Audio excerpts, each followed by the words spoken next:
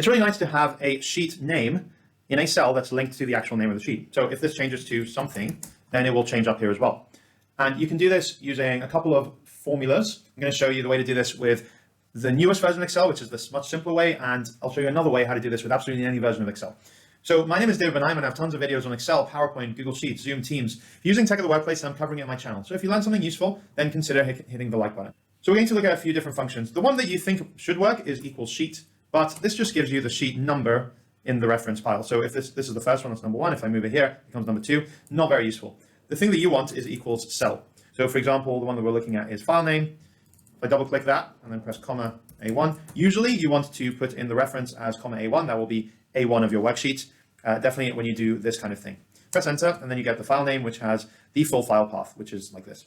But what we see is that the sheet name is called something, and that is after the closing of the square brackets. Now, if I rename this to different thing, doesn't matter if it's multiple words, you can see that it changes over here after the square bracket, and it changes here because this is the final formula. So what we're going to do is we're going to need to extract everything after this character. So brand new in Excel, if you have the right version, I'll show you how to check the versions later on, is a function called TEXTAFTER. So TEXTAFTER is a great function. It tells you to get only the text after a certain delimiter being a character. So for example here that I have some city names, if I do equals TEXTAFTER and click on this cell, and then the after can be a space, so I can do in speech marks space. Always have speech marks before or after text in Excel. Close your brackets, and then you get this, which as you can see is the second word in there. Now, if it doesn't find it, it can give you an error. There are different ways that you can manipulate that with other things in the TEXTAFTER function, but we're not going to use the other additional things because this formula is always going to close with a square bracket. If you did want that though, then that would be do 4 commas, and then if not found, then do this cell as well. And that's just saying that if there's no space, then just return it without the space, like that. So if we want to combine these, I can go over here, and before cell, I can write TEXTAFTER. And then at the end, I press a comma, speech marks, close brackets, speech marks, close my formula, and then I have it showing up like this. And it is dynamic, I can just prove it, and it works there. Now, by the way, you can very, very easily just do this same thing in every single sheet name. So if I select every single sheet name, so Control, and click on this arrow button to get to the last one, and then Shift, and click on the last sheet, and then you have selected every sheet in the middle, and we do it again, equals TEXTAFTER, and then I have cell, press tab to lock that in, comma, A1 to refer to cell A1, comma, and then delimiter is we're going to do in speech marks, the close brackets like that, enter, and then we get it showing up. And now just to prove it, it's in every single sheet name, which is really great. But let me do the last thing, which is, well, what happens if you don't have the newest version of Excel? Well, you can still do this same thing, but it's just a slightly more complicated set of functions. So you have equals right. Right will return everything after an instance number. So if I do equals right here, comma 2, then that means it will return everything after 2 from the end, like that.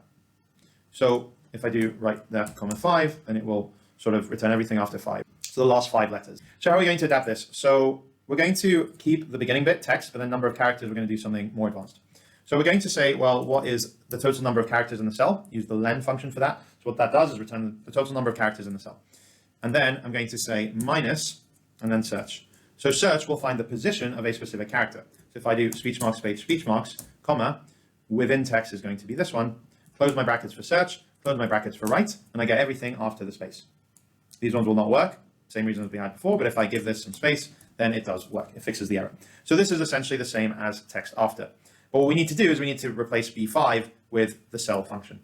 So I'm going to copy this, or cut and paste it. Again, we can do it in A1. Note that I can press A1, I can press any cell on the worksheet, but here I'm going to do that one, and I'm still going to say cell, and then double click on file name. Note that it has speech marks as well. A1, close my brackets, and this will be the cell function, but then I do need to take this one and copy it and paste it everywhere it says B5 here, Control V again, press enter, but I need to replace the search. I don't want a space, I want to close square brackets, and there we go, and this is it. And so if I take this one and I paste it in here, then it will show me the right version of it. So as you can see, this can be done on any version of Excel on PC or Mac. But if you do want to do the more recent one, which is TEXTAFTER, by the way, I love these 3 functions. TEXTAFTER, TEXTBEFORE does the opposite, and TEXTSPLIT. TEXTSPLIT will just split it across characters into multiple cells instead of the other one. So I love both. I love all of those. Just to show you TEXTSPLIT, this one, comma, space, will split it into multiple cells. And even if there are 3 spaces, it will split it into 3, etc. like that, which is really great. I really love TextSplit as well. Text join is the opposite. It's getting from multiple cells into 1 cell. That's been around for a while, but those 3 are brand new. To check if you have it, you need to go to File, and then in More, I'm going to go to Account. You might not see More. It depends on how big your screen is. And then over here, you will only have it if you see Subscription Product, Microsoft 365 apps. And then over here in About Excel, you see version 220.8 or more recent. So what this means is 22 is the year 2022, and 09 is the ninth month, so September for me. But if you see 2208, that's August 2022, and that still works. And yeah, this is the channel. So if you have the monthly channel, then you will see it. I have the beta channel, so I get the features before they're released to everyone else. However, if you have the semi-annual channel, then you might see 2202 still, which means that you won't have it yet, but it will come soon. All right, great. So I hope you found this useful. If you did, then give this video a like. Otherwise, I'll see you soon for some more videos. Thanks for watching.